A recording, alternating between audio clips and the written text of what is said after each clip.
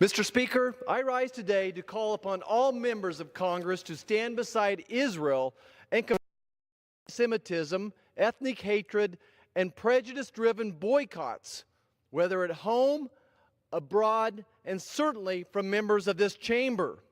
We as a country cannot tolerate this behavior, and certainly this chamber has no room for bigotry.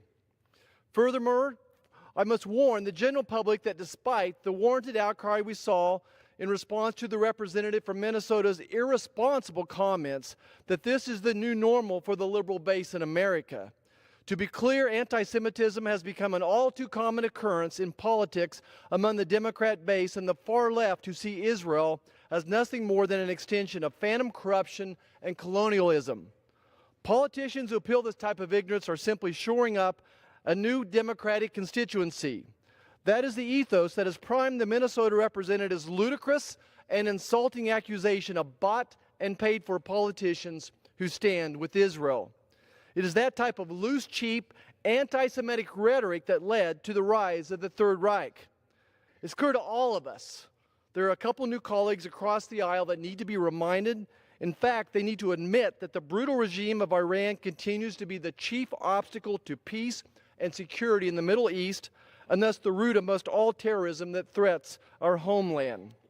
For decades, Iran's funding of terrorism and extremist groups in the region has fueled violence, civil war, and bloodshed. The Iranian parliament literally burned the U.S. flag on their parliament floor and chants "Death to Israel, death to America" in their streets.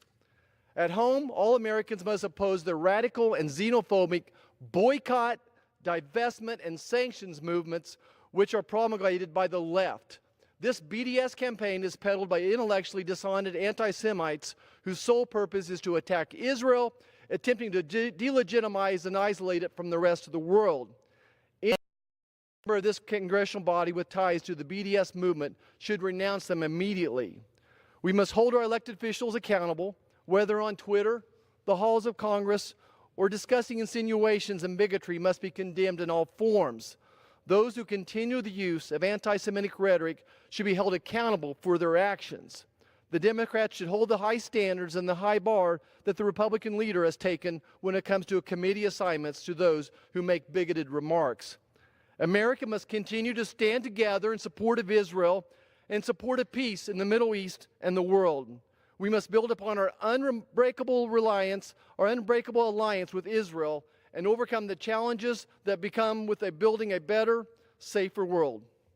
Mr. Speaker,